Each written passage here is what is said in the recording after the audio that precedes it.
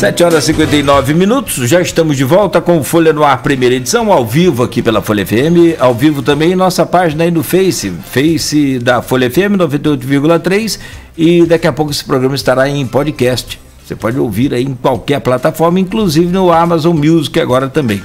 Voltamos neste programa onde conversamos aqui com o vereador Bruno Viana, do PSL. Volto com você, Aloysio. Bruno, vou fazer uma pergunta fora da pauta. Você foi bom jogador, seu irmão é bom jogador. Você viu o 4-2 Alemanha e Portugal pela Euro? Sim. Rapaz, esse Cristiano Ronaldo, pelo amor de Deus, camarada, só dava a Alemanha, tocou a primeira vez na bola, 1-0. A Alemanha faz 3 gols depois, empata e passa o placar. Ele pega uma bola na direita, num golpe de tipo de Bruce Lee, parece coisa de Matrix. A bola sempre ali de fundo, ele cruza e diminui, mas depois a Alemanha faz o quarto gol, né? Perdão, a Alemanha faz o quarto gol e ele diminui com o Diogo Jota. O que você acha do Cristiano Ronaldo, cara? Como boleiro. Rapaz, se todas as perguntas fossem iguais a essa aí, eu tava feito aqui. Cristiano é meu ídolo, cara, assim, de vida. Tô falando de sempre. O cara é fenomenal, dedicado demais. Sou fã mesmo. Boto na rede social o tempo todo, se você olhar. Quando tô vendo o jogo dele, sempre coloco, porque eu sou fã mesmo, como um jovem jogador de futebol que acompanhei a vida toda. Ele é meu exemplo, principalmente pela dedicação. Eu sou muito dedicado, sabe isso? Eu sou muito dedicado mesmo. E agora eu tô me dedicando bastante à área política. Então, isso aí, para mim, a maior característica dele é a questão da dedicação e meu ídolo. É ídolo. Cristiano ou Messi? Que é? Cristiano ou Messi? Cristiano rindo. Vou perder apoiadores por causa disso, mas Cristiano bem à frente, disparado. Vamos lá. Messi é melhor, Cristiano é maior. Vamos colocar isso. É a definição. Mas eu, particularmente, acho o Messi mais jogador, mais completo. Não, melhor jogador. Só que maior, acho que Cristiano é maior, porque Cristiano, pelo tamanho da relevância que ele teve aí nesses anos aí, jogando em vários clubes diferentes, o único título pela seleção, que a seleção dele tem. Aí, artilheiro Aí eu vou começar a falar dele aqui, nós vamos ficar até amanhã. O cara parece que, acho que, se não me engano, 3 gols de ser o maior artilheiro de todas as seleções europeias de todos os tempos, né? Você para pensar que a gente teve Jorge Best, Puskás, Di Stéfano pela Espanha, Klinsmann, Van Basten. Pô, não é pra qualquer um, né? Não, cara, não dá pra comparar. Vou falar pra você que ele é fenomenal pelo que ele carrega. Por isso mesmo, por Messi ser melhor, que ele é melhor tecnicamente que o Cristiano, mas mesmo assim Cristiano conseguiu equiparar e é maior que Messi. Maior na questão de importância de títulos, de relevância, para mim, na minha visão, no cenário mundial. Apesar de Messi ser um cracaço, tá? O melhor jogador que eu acho que muitas pessoas já assistiram aí na vida.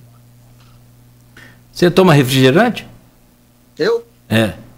Agora, eu tinha começado, agora depois do que ele fez, agora eu vou parar, vou esquecer isso. Mas eu não tomava, mas agora eu tomo, sim. Agora eu não jogo. Bom. Agora você não joga mais, né? Perdeu o foco. Ninguém aguenta. Vou parafrasear aqui o Capi, que é muito usada pelo Aloysio. Vamos voltar aqui para o nosso canavial. E essa questão do refrigerante é pertinente ainda ao assunto do Cristiano Ronaldo. Me perdoe para quem não acompanhou lá a coletiva dele. Ele tirou um refrigerante que estava no vídeo e colocou e mandou o pessoal beber água. Eu te fiz uma pergunta no bloco anterior, Bruno, sobre a parte mais técnica desse código tributário. O Edivar, o Júnior da FEMAC, ontem ele ganhou até um apelido novo aqui, o Aloysio, Ed, pela simpatia que ele, né, pela simpatia que ele tem. O cara é fantástico. Ele deixou muito claro aqui na entrevista ontem que o setor produtivo de Campos ele não é contra por ser contra, porque não só não aguentar mais pagar tributos nesse país. Não é só por isso, não. Ele explicou, tecnicamente existe, né, uma crise muito grande, tem a pandemia para piorar ainda mais, mas falou que existem outras soluções, porque é muito fácil você apontar o erro mas não apontar uma forma de acerto. E o Edivar fez isso muito bem. Existe uma série de números, inclusive essa questão turística, que é uma mega indústria, né, mundial, e é uma indústria sem poluir, sem fumaça, né, vamos dizer assim. Na sua ideia de análise sobre esse projeto do Código Tributário, o primeiro, em que foi enviado e colocado na pauta em cima da hora, e o segundo, que foi refeito pelo prefeito, diminuindo, tirando aí alguns tributos. Tecnicamente, como é que você avalia a possibilidade de chegar alguma hora e você votar a favor desse projeto, ou não? Cláudio, ótima pergunta, obrigado mais uma vez. Não existe possibilidade de eu votar nesse projeto. Não existe porque, primeiro, deixa eu recapitular um pouco. Voltando lá para o dia 25.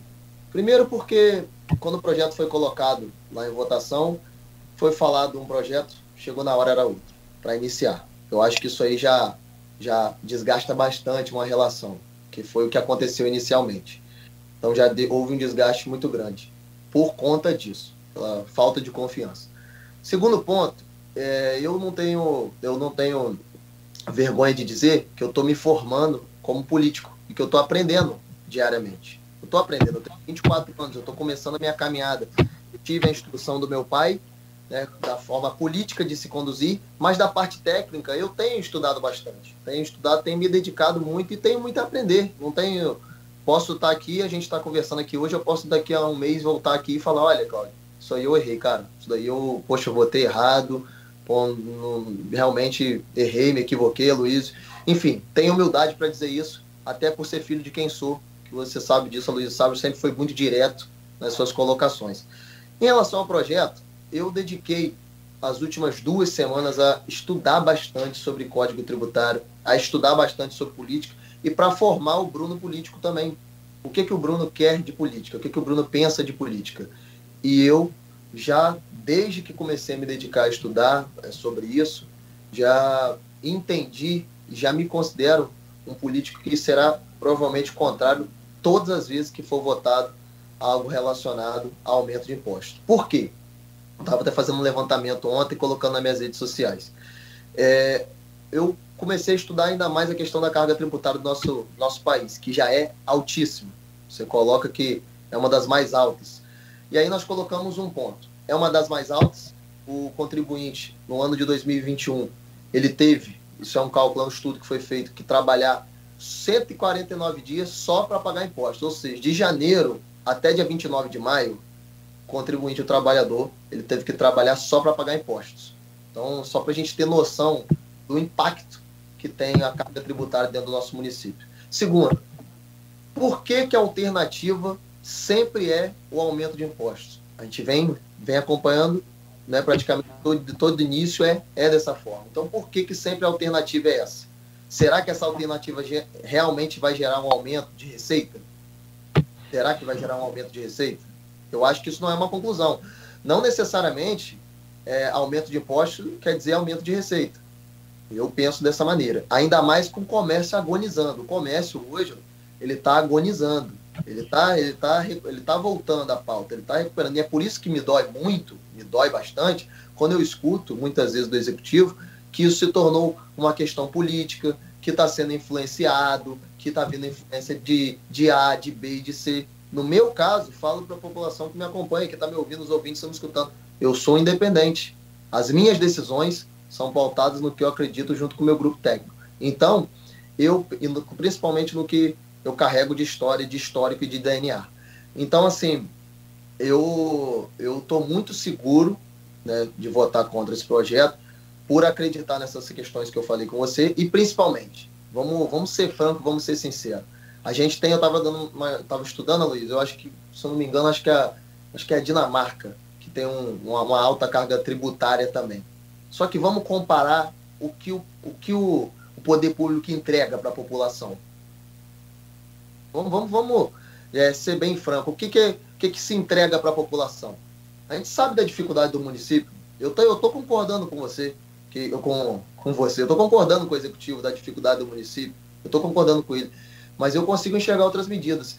E aí, me dói bastante uma alegação, quando você vê uma alegação na questão de que precisa fazer para cortar, né, para diminuir despesa, e numa terça, numa quarta-feira de manhã você acorda olhando o Diário Oficial com mais inúmeras nomeações e muitas vezes como é que foi ressuscitando um órgão. Então, assim, eu falei isso para o prefeito e falo com quem estiver aqui nos escutando, que eu estava achando, primeiro, que o time tinha passado desse projeto, segundo, que haveriam outras soluções para se colocar e que não era o melhor caminho. Eu continuo achando isso. E eu falo com propriedade. Não é que eu não acho que é o melhor caminho, porque fulano acha, que Beltrano acha. E não só porque as entidades acham, não. Porque lá é um debate, a gente escuta que as entidades falam, como as entidades se colocam, mas o Bruno, político em si, ele não acredita que o aumento de impostos é favorável para a nossa população. E eu vou ser bem sincero com você. Num momento desse, você tocar nesse assunto é muito doloroso. Então, por conta disso, depois de estudar ainda mais, agora mesmo eu tenho mais convicção que esse não é o caminho. Só mais uma... Sim, pois não, Luiz. Desculpa. Só para Bruno citou o exemplo da Dinamarca, os países nórdicos, né, os antigos, os vikings da Idade Média, Dinamarca, Suécia, Noruega, um pouquinho para leste ali a Finlândia, são exemplos de social-democracia, né? Welfare state, estado de bem-estar social, onde se cobra muito imposto em relação a outros países da Europa, mas também se oferece muito à população, né? Então, só para explicar aí o exemplo que o Bruno usou, né? Você na Dinamarca, na Finlândia, na Escócia, na Noruega, não precisa ter plano de saúde. A saúde pública é muito boa. Sim. Você nesses países não precisa pagar uma faculdade particular para o seu filho se formar em medicina. Tem que fazer talvez até empréstimo para isso. As públicas são muito boas, né? Você não precisa pagar um ingresso caro de um show para se divertir, que lazer também faz parte das funções do Estado. Você tem opções bancadas de graça pelo Estado que são muito boas. Você não precisa pagar IPVA e pedágio para ter estradas muito boas. Então, são exemplos onde se cobra muito, mas também o Estado dá muito, né? E outra coisa, Bruno, nesses países, o parlamentar, o político de maneira geral, sabe qual o salário que ele recebe? Sabe qual é? Não. É aquele que ele declarou que recebia na iniciativa privada antes, ou como servidor público. Nem um centavo a mais. Sim. E Aloysio, você me permite pegar até um gancho aí na sua fala?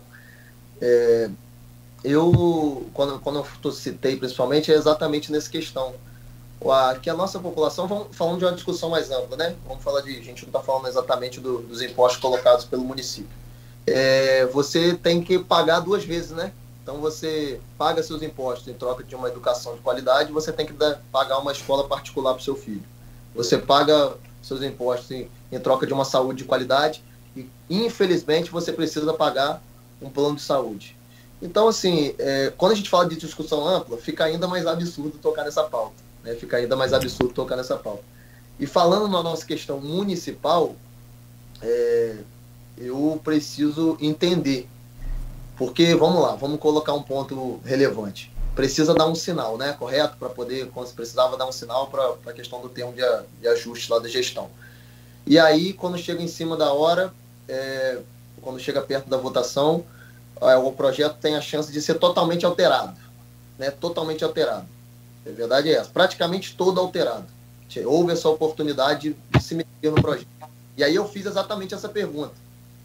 Realmente, o impacto que será causado, o impacto que terá esse projeto, vale a pena colocar isso aí em votação, com todos esses ajustes? Porque pode ter certeza, Luiz, guarda o que eu estou falando com você. A próxima vez que esse projeto for à pauta, ele não será da mesma forma que veio antes. Não será. Provavelmente muitas coisas serão alteradas. E aí me deixa ainda curioso se isso não se tornou uma votação, infelizmente, política.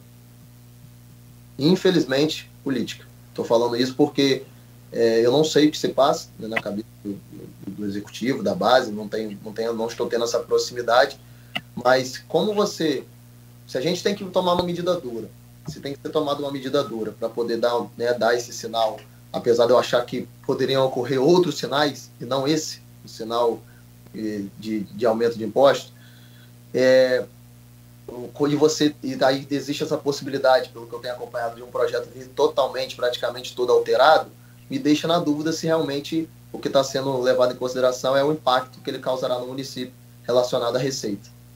Então, deixa só essa colocação, porque é uma dúvida que eu tenho também, não sei qual é o seu posicionamento, qual é o posicionamento dos nossos ouvintes. Tem uma outra questão, o Bruno e a Luiz, que é a pegada jurídica. Você disse que está estudando o Código Tributário, já tem cerca de 15 dias. Volto a citar aqui ontem o Edivar, o Júnior, e o pai dele, que era, a Luísa sabe muito bem, um profundo conhecedor de tributação, né? Seu Edivar Chagas. E toda vez que a gente precisava aqui, até na antiga Continental, tirar alguma dúvida, alguma questão, a gente recorria aí ao seu Edivar, e chegamos a citar o exemplo do IPVA em Campos, que há uma evasão de renda aqui, né, amigo? A gente vai a gente não, eu não vou até, acho que não é exemplo para ninguém, mas se você tem uma casa no Espírito Santo que quer emplacar lá, não há nada de ilegal nisso. Agora, se não tem, aí é ilegalidade.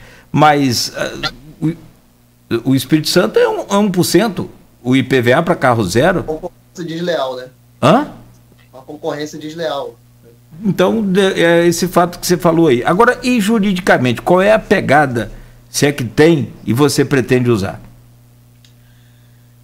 Cláudio, sendo bem franco e sincero com você, eu acho que a Luiz tem até mais propriedade para falar sobre isso. Essa questão jurídica, eu vou ser bem franco que eu nem estou pautando muito isso. Porque eu acredito na minha convicção que esse projeto não vai passar. Eu acredito que esse projeto não vai passar. Porque, pelo que eu conheço, dos meus novos colegas lá da casa, dos vereadores, eu tenho certeza que tem pessoas ali que vão mudar a sua opinião. Porque quando olharem de perto o que é esse projeto.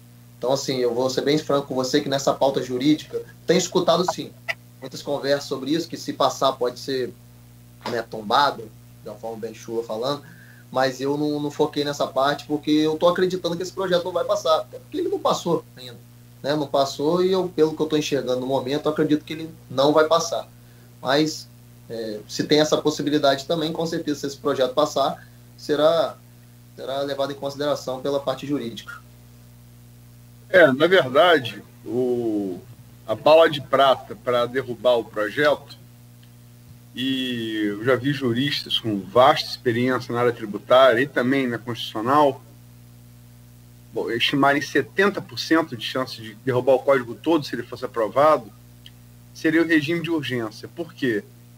Aí é uma tecnicidade. O regime de urgência ele tende a ser aprovado pelos tribunais superiores para orçamento, não para mudança de código. Só que a oposição, ou quem se opunha, não vou botar oposição, quem se opunha ao projeto, aprovou a derrubada do regime de urgência. E nisso, você, como é contrário ao código, acho que vocês comeram mosca, porque deixar o regime de urgência era assim, a bala de prata para fazer ele cair todo lá na frente. Mas, enfim, isso já aconteceu. Foi uma sessão interessante, vocês o tempo inteiro olhando para o celular, fatalmente cada um falando com o seu advogado. Aí Elinho vai e muda, não, abstenção e tal, não sei o quê. Mas essa da forma online é muito difícil, cara, porque às vezes você quer conseguir você quer falar, mas você fica com a mãozinha assim, ó. Na hora, provavelmente, se essa votação fosse presencial, ali na hora, eu acho que seria até mais, que aí teria mais comunicação dentre os colegas, né, para entender. Mas eu enxergo, Aloysio, até pelo carinho que eu tenho, que eu gosto, já falei com vocês aqui, não omito isso, tenho um carinho grande pelo Vladimir, eu gosto da pessoa Vladimir, acho que posições políticas diferentes tem que ser respeitado, né? Isso acontece. Eu só não gosto quando eu escuto que por eu estar me posicionando contrário a um projeto enviado pelo Executivo, que é porque eu estou alinhado com A, porque teve gente que me ligou, porque Joãozinho falou comigo, enfim. Então, ninguém pode ter opinião diferente. Dono da verdade. Não tem dono da verdade, que eu digo assim, será que a equipe técnica é dona da verdade? Ninguém pode discordar. Então, assim, o que me deixa chateado, vou ser bem sincero com você, é essa questão de ser falado isso. Então, se fosse presencial, eu acredito que lá acabaria, dado essa estratégia, a estratégia teria sido mudada. Mas eu enxergo como uma nova oportunidade desse projeto aí, né, do Executivo analisar bem, do presidente da Casa analisar bem e ver se realmente é válido colocar isso em pauta, né, com tudo isso que está acontecendo.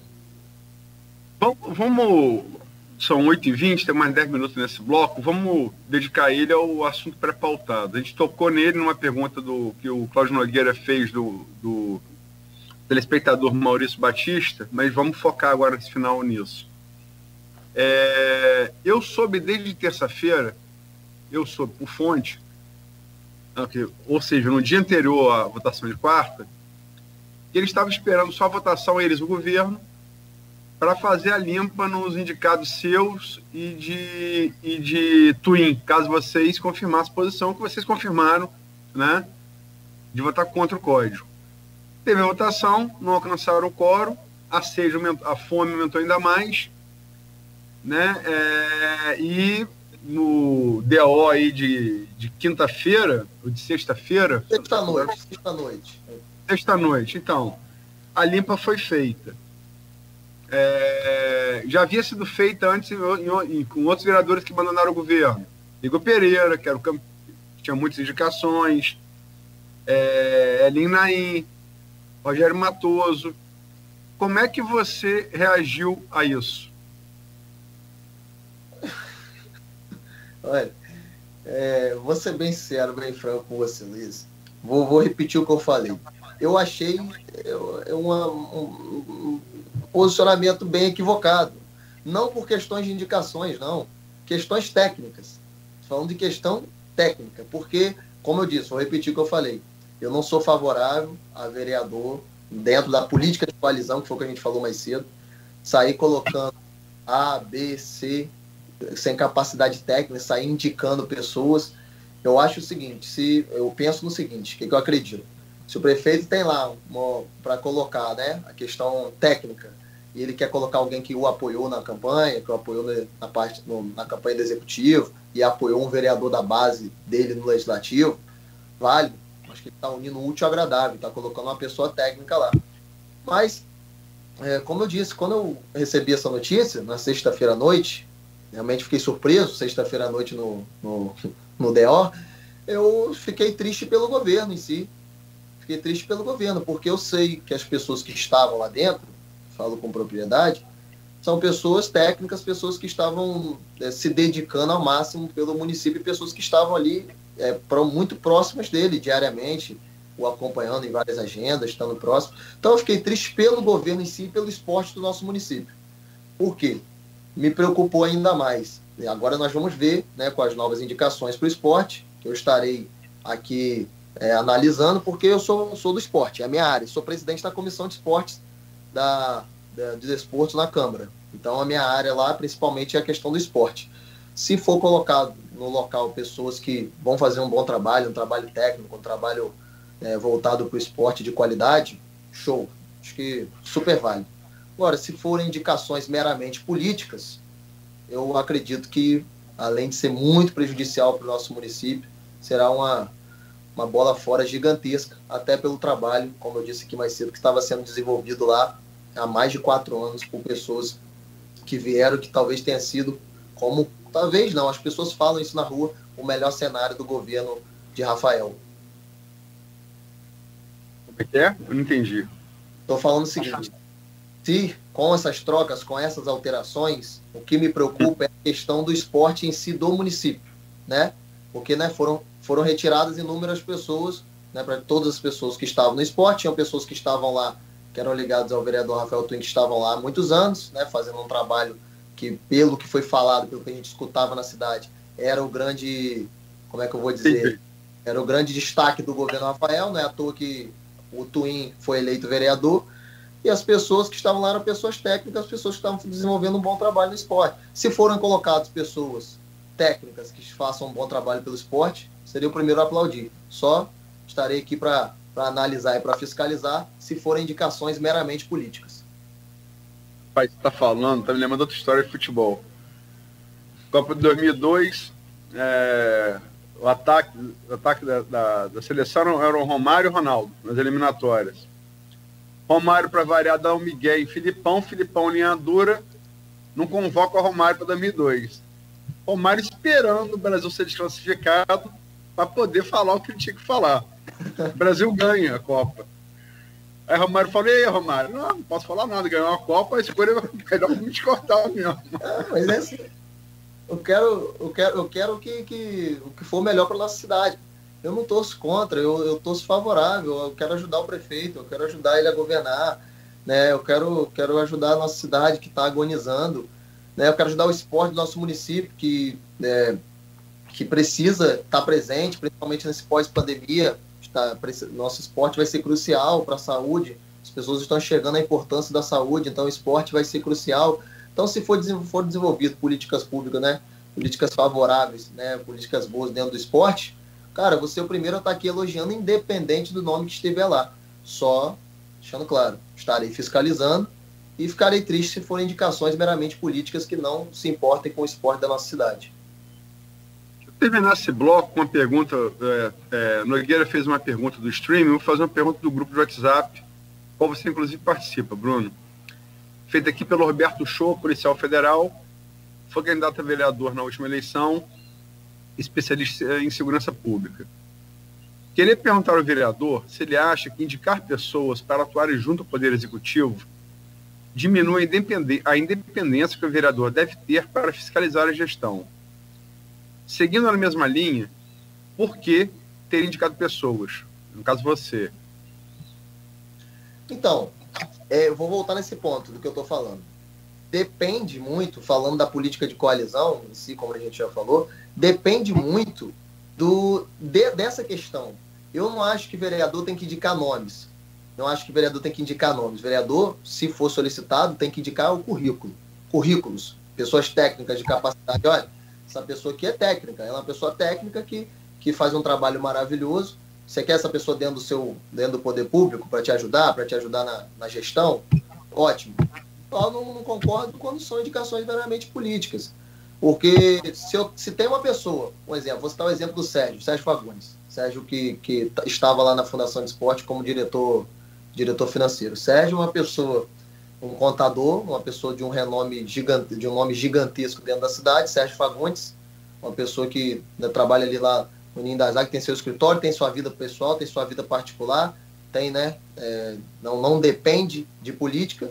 E esteve disposto a ajudar o município, a ajudar o governo. Era uma pessoa, sim, ligada a mim, uma pessoa que eu tenho um carinho muito grande, muito próxima a mim. Mas, eu digo para você, o ganho que o município teve em ter uma pessoa como Sérgio Fagundes, até como Marcelo Valentim, dentro do poder público, é um ganho muito grande para a nossa cidade, ter essas pessoas lá dentro. Eu sou contrário, sim, acho que existe um limite de indicações quando você pega, como tem acontecido, como aconteceu na última sexta-feira, de uma indicação de parentes de vereadores que em 48 horas depois foram exonerados alegando, né, pelo que o governo alegou, por falta de capacidade técnica.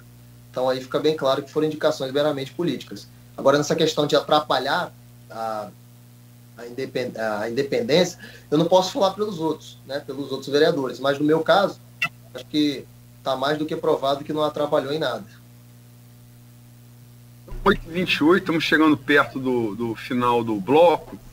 Eu vou deixar, se me permite, Carlos Nogueira, uma pergunta, ainda para esgotar, só antes de a gente falar de eleição de 2022 e da própria pré-candidatura do Bruno, a estadual, para esgotar esse assunto, logicamente que você viu, Bruno, o vídeo do Twin, que ele soltou no domingo. Eu vi o vídeo, embora fosse domingo. Publiquei o vídeo, gerei demanda para o prefeito, ele respondeu, Twin complementou, deu uma tréplica em cima da resposta do prefeito, e eu atualizei na manhã de ontem.